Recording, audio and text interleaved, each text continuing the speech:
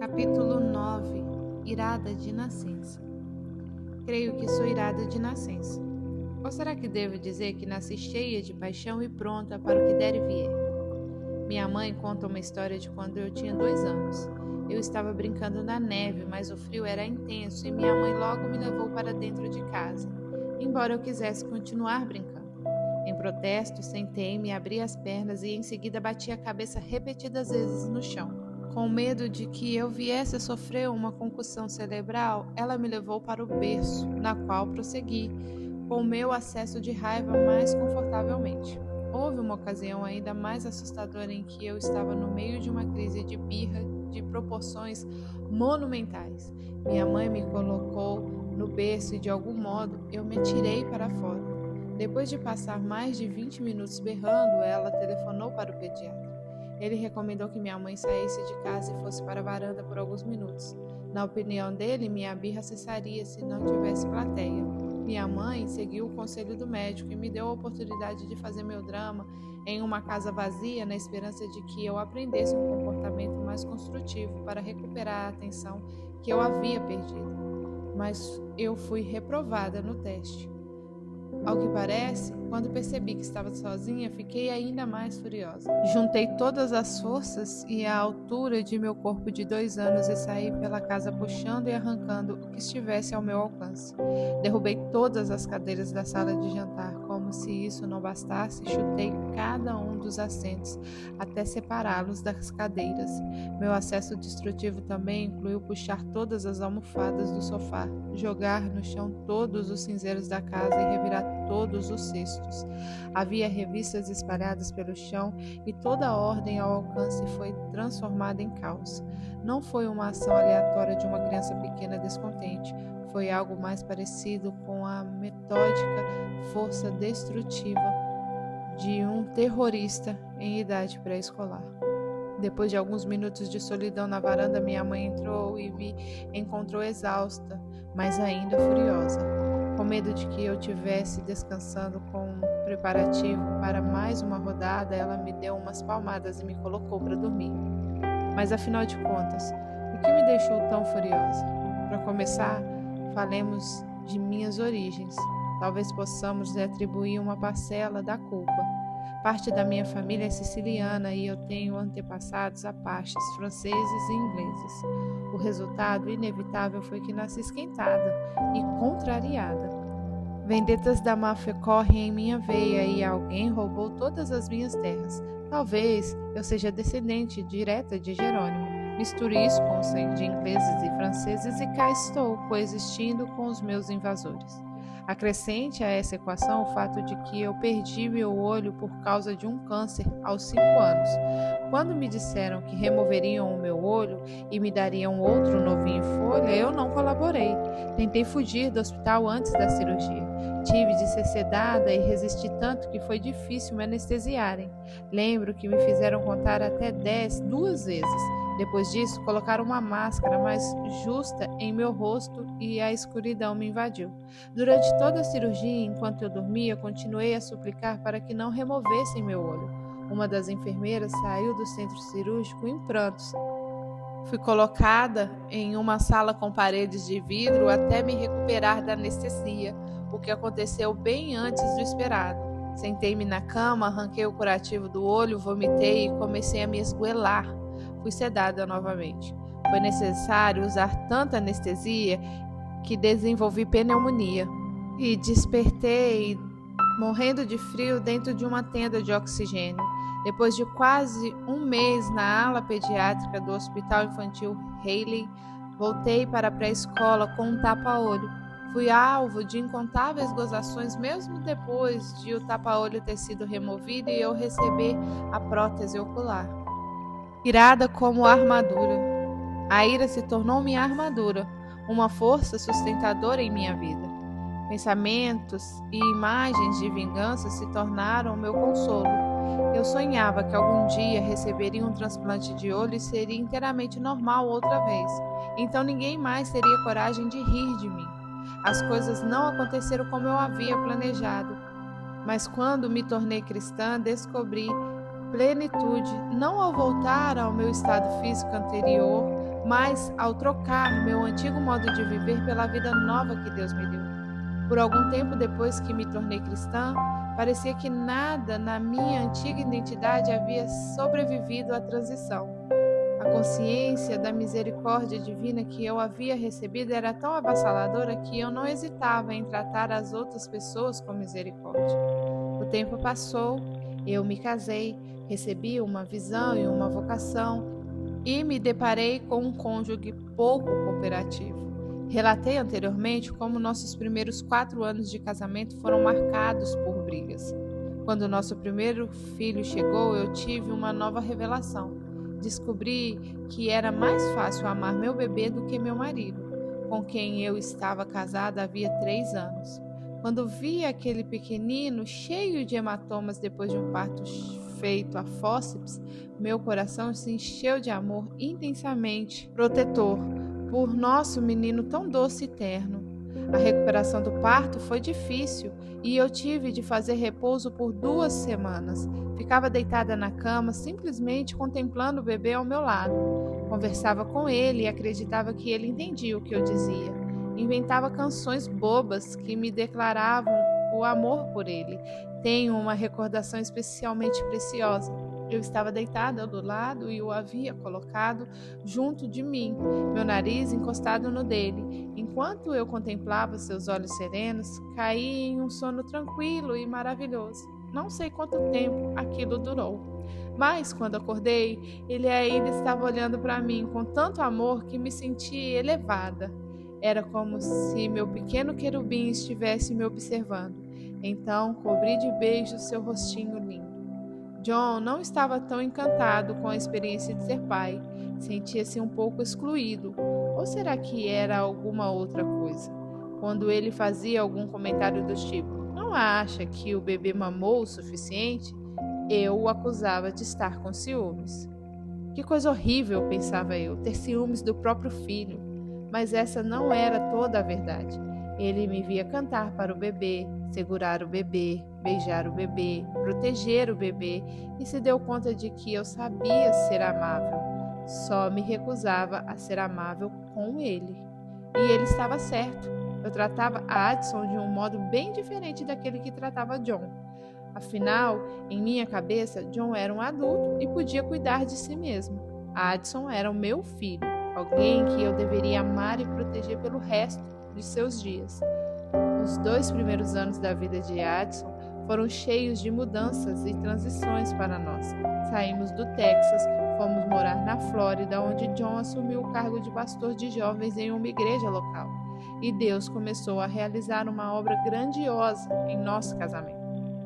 Essas mudanças todas criaram um anseio profundo por Deus em minha vida. Eu queria ouvir sua voz claramente e aprender seus caminhos. Parte disso se devia à situação na qual eu me encontrava. Como esposa de pastor, eu queria dar o exemplo de uma vida dedicada ao Senhor. Não posso dizer, contudo, que minhas motivações foram inteiramente puras. Deus havia curado meu casamento e eu estava sentada no primeiro banco da igreja. Então concluí que Deus estava muito satisfeito comigo, pois do contrário eu não estaria desfrutando dessas bênçãos, mas eu estava redondamente enganada. Não obstante minhas motivações interesseiras e um tanto hipócritas, Deus me concedeu os desejos do meu coração, mas por meio de um processo bem diferente. Clamei ao Senhor e pedi que Ele purificasse meu coração e me aprofundasse em Sua santa presença. Imaginei que um sonho ou uma visão poderia ser uma boa ideia, talvez algo de que eu pudesse dar testemunho algum dia, que confirmasse minha piedade, mas eu não tive essa sorte. Deus sabe quais são os procedimentos e propósitos necessários no processo de refinamento da vida de cada cristão. Temo que, no meu caso, foi preciso uma fornalha em temperatura máxima com timer ajustado para mais de 1 ano, para refinar o ouro e a prata. É necessário colocá-los no fogo em temperatura elevada até que o metal se liquidifaça. Então a escória e as impurezas chegam à superfície e se tornam evidentes a todos os que observam o processo. Nesse momento, o ourives remove as escórias e permite que o metal esfrie. Esse processo é repetido até que o metal esteja inteiramente livre de resíduos e de outros metais que possam enfraquecê-lo. O fogo refinador. Veja, eu refinei você, embora não como prata, eu o provei na fornalha da aflição. Isaías 48:10. Deus não refina seus filhos em uma fornalha ardente de verdade. Ele tem uma fornalha de outro tipo para realizar esse processo de purificação. É a fornalha da aflição. Creio que é importante definir aqui o termo aflição. Tempestuosidade, dificuldade, problema, adversidade, angústia e tribulação, entre outras coisas.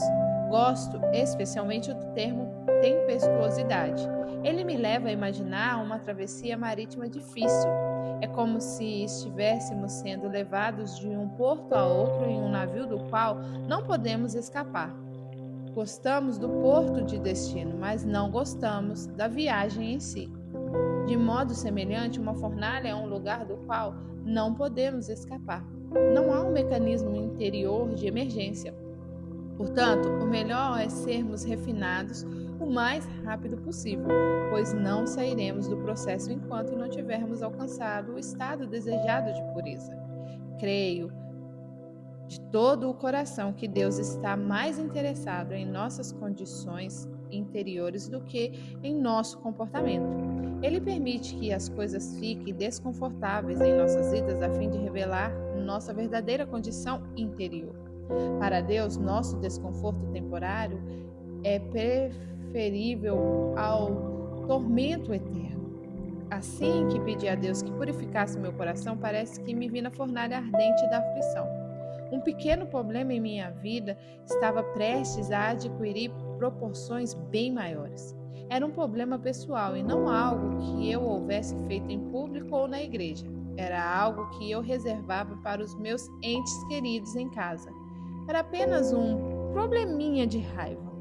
Verdade seja dita, a essa altura eu ainda não estava inteiramente convencida de que tinha esse problema. Afinal, quando todos pareciam perfeitos, eu não me enfurecia. Portanto, eram as pessoas imperfeitas que me aborreciam. Além disso, os acessos de raiva não aconteciam diariamente.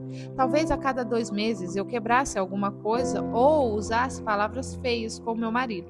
Obviamente, não era algo fora de controle. O episódio em que eu quebrei o vidro da janela ocorreu logo depois da minha oração, quase como uma resposta a ela. Mas como era possível eu estar piorando em decorrência de orações sinceras para ser mais piedosa? Deveria estar acontecendo alguma outra coisa. Meus acessos incontroláveis se tornaram cada vez mais frequentes. Passaram a ocorrer uma vez por mês. Nessa época foram divulgados alguns estudos sobre TPM. Pronto, quando eu tive meu primeiro filho, algo estranho e assustador havia acontecido com meus hormônios. Quanto alívio saber que a culpa não era minha. Sentei-me com meu marido e li um artigo sobre TPM para ele. Se estivesse mais informado, talvez estaria mais sensível às mudanças que ocorriam em meu corpo.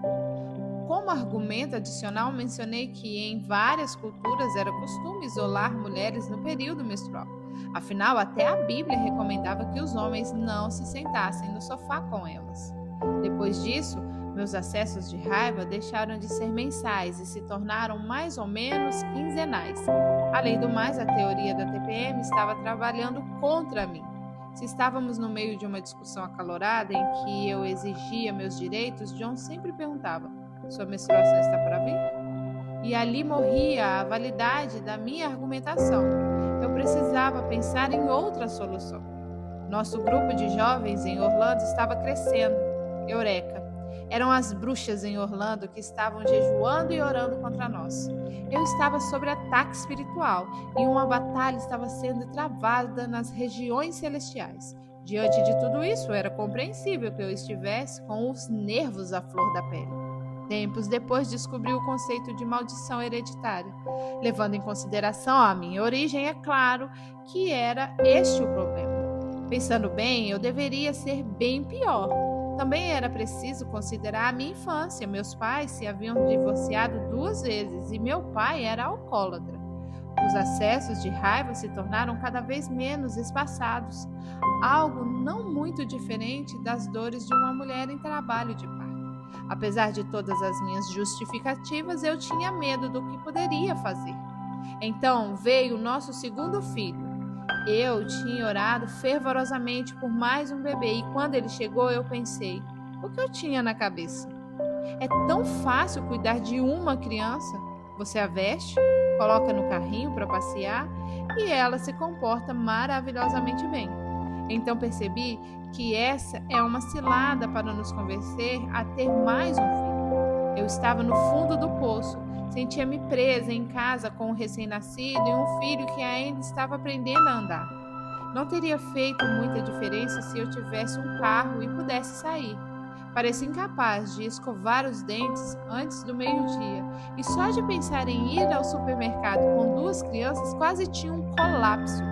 Também parecia impossível realizar qualquer trabalho doméstico.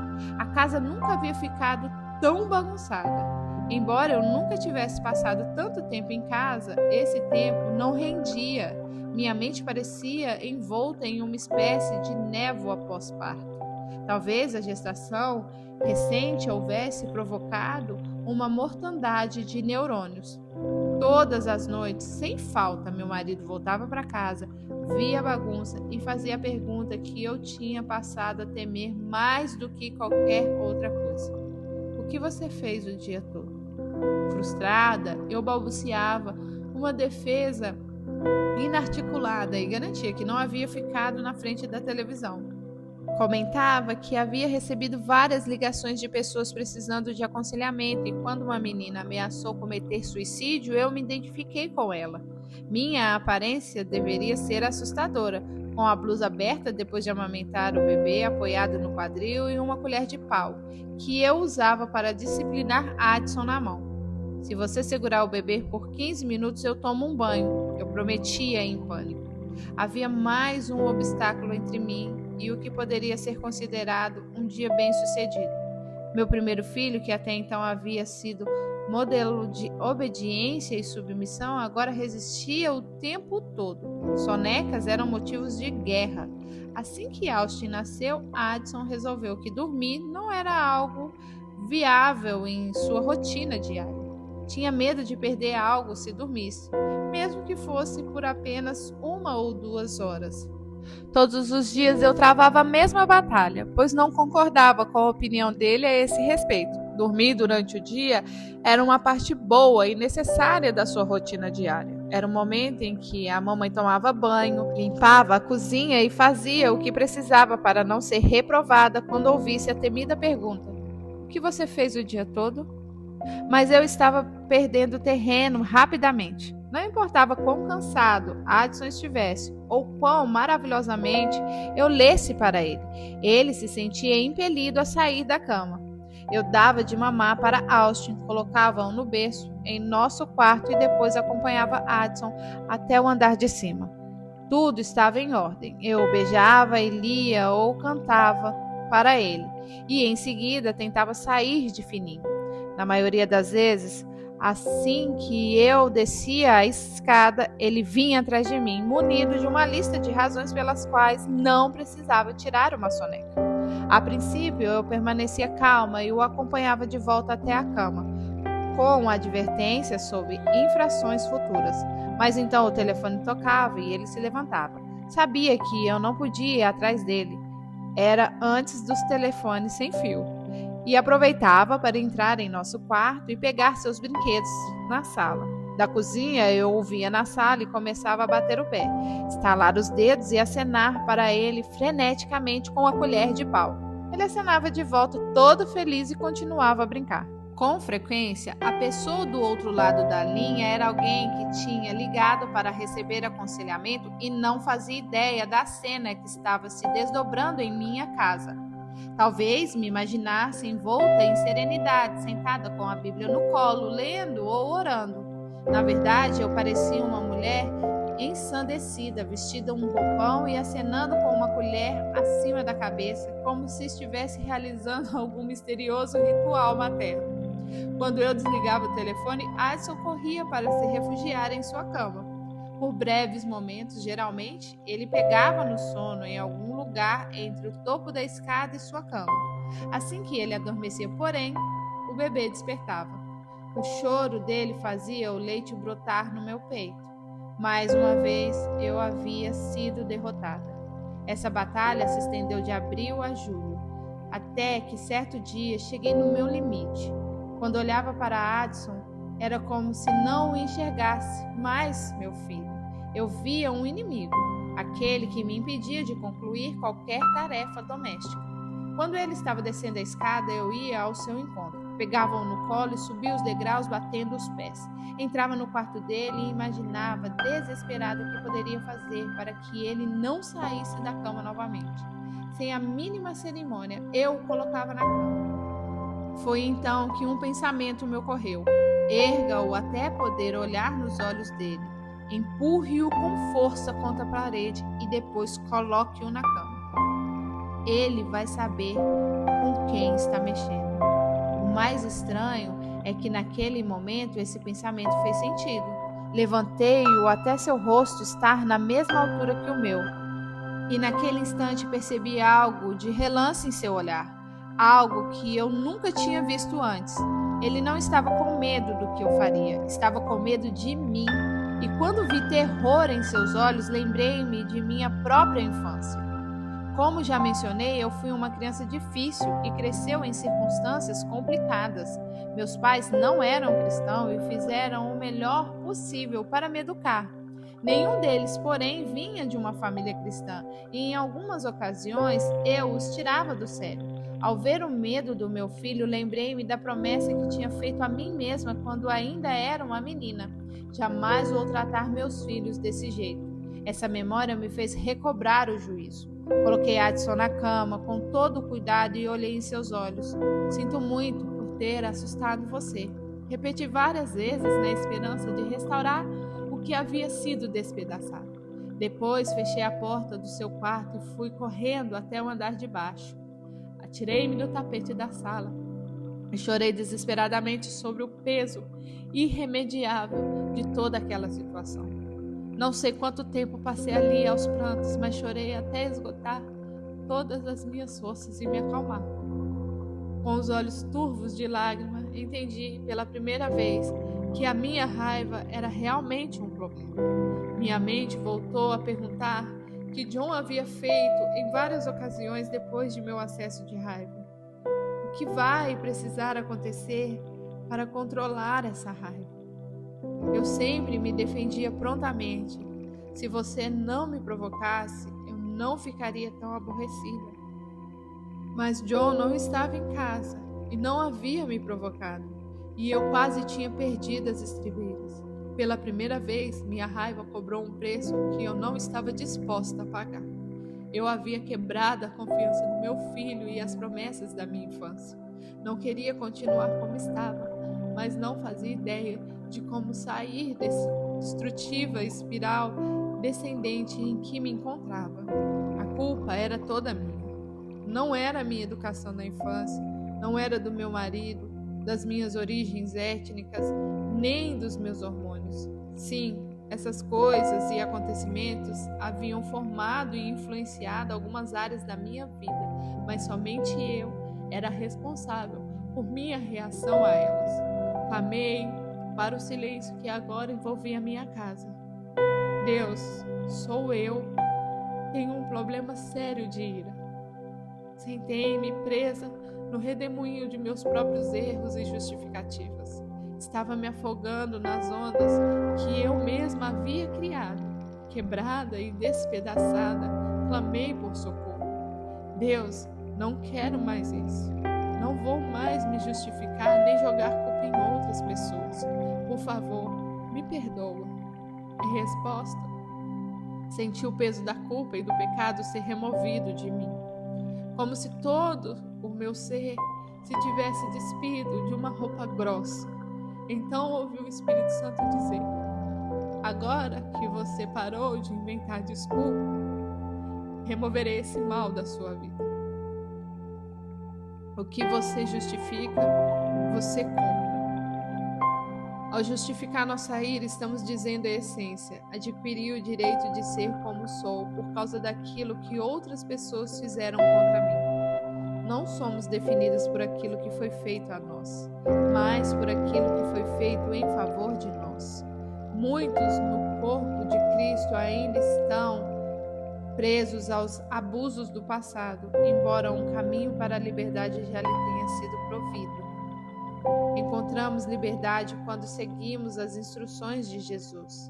Ele dizia a todos: se alguém quiser acompanhar-me, negue-se a si mesmo, tome diariamente a cruz e siga-me. Lucas 9:23. Antes de tomar a cruz, temos de negar a nós mesmos. Eu não estava negando a mim mesma, estava me desculpando e me justificando.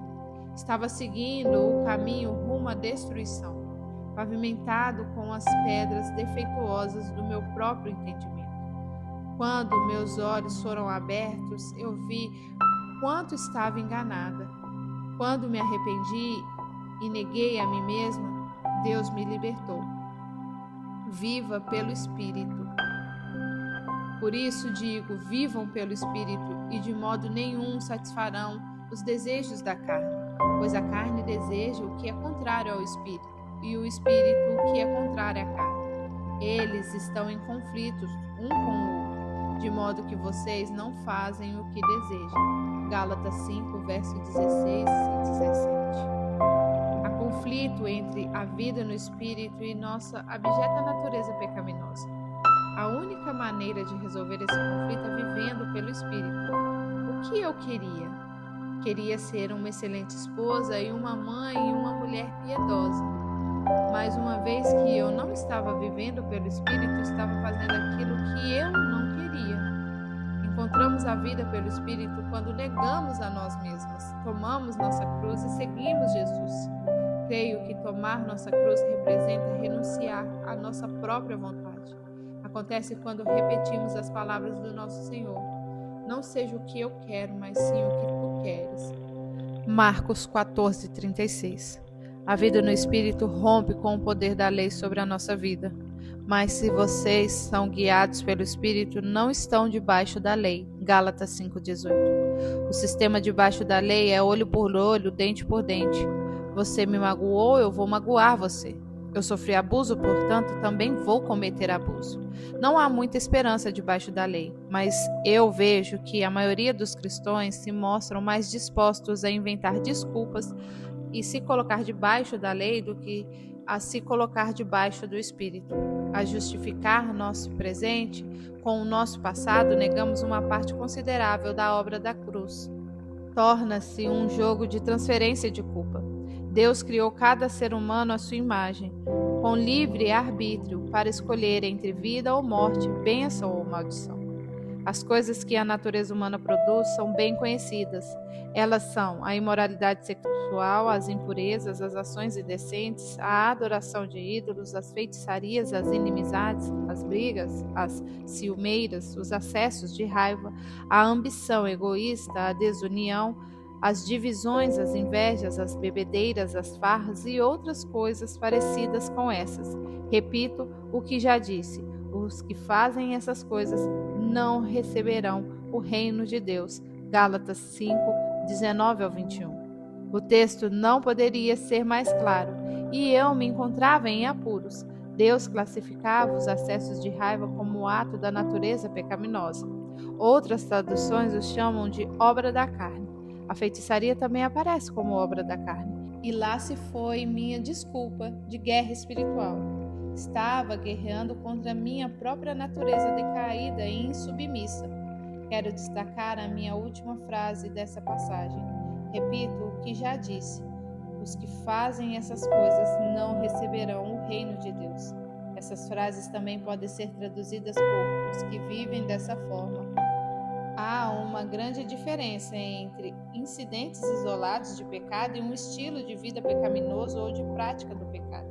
Outro termo para prática é hábito, e um hábito é algo que fazemos sem pensar. Creio que Paulo cita essas obras da carne como estilo de vida ou condutas habituais. Pode acontecer de alguém cometer um ato isolado de adultério, arrepender-se e receber perdão de Deus. Também pode haver aquele que cometeu adultério habitualmente e não tenha a intenção de mudar. Talvez lamente suas ações de vez em quando, se for descoberto, mas não sente remorso pelo ato em si. Esse indivíduo é chamado de adúltero, pois essa é uma prática constante, um hábito e um modo de vida para ele. Talvez ele se justifique e invente desculpas para suas ações. Minha esposa não me entende, e assim por diante. Não há arrependimento e, portanto, não há misericórdia, pois ele não imagina que precisa dela. A ira se havia tornado um modo de vida habitual para mim. Enquanto eu inventava justificativas ou transferia a culpa para outras pessoas, rejeitava a misericórdia ao dizer que estava certa de agir e de me comportar dessa forma por causa disso e disso. Em seguida, inseria na lacuna a desculpa apropriada àquele incidente. Essa passagem das Escrituras me sacudiu e abriu os meus olhos. Paulo estava escrevendo para os cristãos da Galácia e repetiu algo que tinha dito para eles anteriormente, pois era importante. Aqueles que continuassem a manter um estilo de vida de pecado habitual não herdariam o reino de Deus. Poderíamos entrar aqui em uma extensa discussão teológica a respeito do significado de reino de Deus. Quer dizer que você vai para o céu, mas tem de morar na periferia, fora do reino? Será que o reino não é o céu, mas algo diferente? Ou será que indica a pior hipótese possível de que vamos para o inferno? Embora eu não tenha um doutorado em teologia, tenho inteligência suficiente para perceber que nenhuma dessas alternativas é boa, levando-se em consideração que estamos sendo advertidos a esse respeito. A essa altura, eu tinha sido liberada do peso espiritual da culpa e do pecado, mas ainda restava o problema do ato. Cada uma de nós se lembra de ter nascido de novo, de ter experimentado a liberdade e novidade de vida, e então de ter se deparado com inúmeras situações em que a força da experiência de salvação foi testada. Recebemos diversas oportunidades de escolher obediência e vida em circunstâncias nas quais a morte parecia, naquele momento, mais atraente. Agora os meus olhos estavam abertos e eu precisava fazer alguma coisa construtiva. Era chegada a hora de negar a mim mesma e tomar minha cruz. Tome sua cruz. O primeiro passo consistiu em perdoar cada pessoa de quem eu guardava rancor. Trataremos desse processo em mais profundidade em um capítulo adiante. O segundo passo, a confissão, foi um pouco mais difícil para mim. Senti o Espírito me dirigir para que eu contasse a meu marido o que havia acontecido com Adson naquele dia. Minha primeira reação foi protestar. Mas não aconteceu, então por que eu preciso contar para John? Creio que seria mesmo necessário por 3 motivos. Primeiro, o reino não opera com base em princípios meramente naturais. É bom lembrar que Jesus disse aos fariseus que quem olha para uma mulher com intenção impura já cometeu adultério com ela em seu coração. O que se passa no coração é de suma importância no reino. Nosso coração é uma estufa para sementes boas e sementes más. No meu caso, não havia acontecido nada no âmbito físico, mas algo havia ocorrido em meu coração. A vergonha e o horror do ato imaginado já se haviam desenrolado em cores vívidas. Embora eu tivesse recebido perdão ao confessar meu pecado ao Pai em nome de Jesus, veja o que Tiago nos diz. Portanto, confesse os seus pecados uns aos outros e orem uns pelos outros para serem curados. A oração de um justo é poderosa e eficaz. Tiago 5,16. Ao me humilhar por meio da confissão do meu pecado e orar com meu marido, eu abri as portas para a cura nesta área.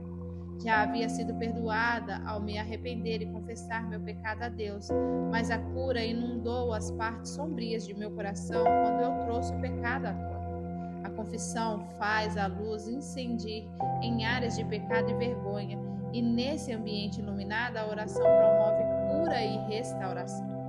O terceiro motivo pelo qual foi bom relatar o ocorrido a John foi que isso me deu condições de prestar contas a alguém. Uma vez revelada a verdade, tornei-me responsável em relação a ela. Eu sabia a verdade, mas será que escolheria viver de acordo com ela? John era a pessoa ideal a quem prestar contas, embora talvez não fosse a mais empática. Eu poderia ter conversado com uma amiga que também tinha filhos em idades pré-escolares, contado a ela o que quase havia acontecido. É possível que ela tivesse ouvido de modo solitário e dito algo como: "Não se preocupe, eu quase fiz a mesma coisa com meu filho na semana passada." Você não transformou seus pensamentos em ação, mas a palavra diz: "Quem fere por amor mostra lealdade." Provérbios 27:6. Eu não precisava de compreensão, eu precisava de palmada fiel de um amigo. Precisava de alguém que me ferisse com verdade. John desempenhou perfeitamente esse papel. Embora tenha sido bondoso comigo e não me tenha condenado, ele viu como eu estava quebrada e arrependida. Oramos juntos e eu senti o peso da vergonha ser removido de meus ombros. Ainda restava tratar, porém, dos hábitos. No dia seguinte, comecei meu treinamento intensivo. Como você já deve ter observado, tendo a ser obstinada. Eu me encontrava diante de uma escolha. Poderia tentar romper o ciclo de raiva com as minhas próprias forças e muito provavelmente fracassar, ou poderia me humilhar, negar a mim mesma, tomar a minha cruz e reconhecer minha total dependência de Deus. Isso significa me aprofundar nos tesouros de sua palavra e me esmurrar como um boxeador em treinamento com as verdades que eu encontrasse ali, prontos para ouvir. Comecei a plantar as sementes das Escrituras que produziram uma colheita de justiça em minha vida. Um de meus versículos prediletos se encontrara em Tiago. Meus amados irmãos, tenham isso em mente. Sejam todos prontos para ouvir, tardio para falar e tardios para irar-se. Tiago 1,19. Antes de Tiago fazer essa advertência a seus irmãos em Cristo, ele os exorta a ter sempre em mente o que ele dirá. Em seguida, usa o termo abrangente, todos. Isso inclui líderes, pais, filhos, patrões, empregados e, com certeza, mãe em período pós-parto. Qualquer que seja a condição de cada um, todos devem estar prontos para ouvir as outras pessoas, tardios para falar, não importa com que rapidez uma resposta se forme em sua mente, e tardios para se irar. Meu comportamento era exatamente o oposto. Eu sempre estava pronta para falar. Mostrava-me tardia para ouvir e pronta para me irar. Não tinha acertado em nenhum dos itens. Creio que isso se deve ao fato de que as três características estão interrelacionadas. Se desacelerarmos o tempo de reação ao remover a pressão de expressar nossa opinião de imediato, poderemos verdadeiramente ouvir o que a outra pessoa está dizendo. Muitas vezes isso evita que percamos a calma, o que coloca a outra pessoa na defensiva e faz com que as coisas se encaminhem melhor. O próximo passo foi pedir a ajuda de Deus quanto à minha boca. Como Davi, passei a orar: põe guarda, Senhor, na minha boca, vigia as portas dos meus lábios. Salmos 141:3. Um guarda fica atento para o que entra e sai. Davi comparou seus lábios de forma eloquente a portas que podem ser abertas ou fechadas. Ele suplicou para que um guarda fosse colocado junto à sua boca, para que as palavras não escapassem e fizessem um estrago. O Espírito Santo toma as escrituras que escondemos em nossos corações e as traz à memória exatamente quando estamos prestes a deixar que palavras prejudiciais escapem por nossos lábios. Estudos científicos mostram que são necessários 21 dias para quebrar um hábito. Esse número se baseia no tempo que leva para que a pessoa que passara por uma amputação deixe de ver a imagem do membro fantasma que foi perdido. 3 semanas depois, elas deixam de tentar pegar coisas com a mão removida ou de se apoiar na perna amputada. Temos de lembrar que hábitos são fortes, são reações sobre as quais não raciocinamos, assim como usamos nossos músculos sem pensar. E a raiva se tornara um hábito em minha vida. Parecia impossível passar 21 dias sem cometer nenhuma infração. Poderiam muito bem ser 21 anos. A raiva estava arraigada em mim. Como quebrar um hábito? Da mesma forma que o desenvolvemos, um incidente de cada vez, 5 minutos de cada vez, 1 hora de cada vez, um dia de cada vez. Quando acordei na manhã seguinte, humilhei-me de imediato. Deus, preciso do Senhor hoje. Coloque um guarda severo e implacável junto à minha boca. Não quero pecar contra o Senhor novamente. Ajuda-me hoje a ser tardia para falar, pronta para ouvir e tardia para mirar. Não, pensei, preciso fazer isso por mais 21 dias? Socorro! É impossível, é demais para mim. Não permiti que o pânico tomasse conta de mim, embora isso pudesse ter acontecido. Em vez disso, fui dando um pequeno passo de cada vez. Não estou dizendo que foi fácil, pois não foi, mas estou dizendo que com Deus tudo é possível. Vivo há mais de 10 anos em um estado no qual a ira não me controla mais. Agora eu a controlo. Os 2 primeiros passos no caminho para a libertação foram arrependimento e confissão. O capítulo final deste livro traz 21 dias de leitura diária e espaços para anotações, de modo a ajudá-la a percorrer esse caminho, a partir daquilo que Deus começou a realizar em seu coração. Pai Celestial, perdoe-me e purifique-me. Não quero apenas me arrepender dos frutos da minha raiva. Quero que a espada da sua palavra remova a raiz da ira em minha vida. Enquanto eu prossigo com a leitura, peço que o Senhor continue a abrir meus olhos para que eu possa ver. Agradeço, Senhor, porque o convencimento de seu Espírito removeu as sombras da justificação própria e da culpa. Aceito a luz de sua verdade e a liberdade de seu perdão.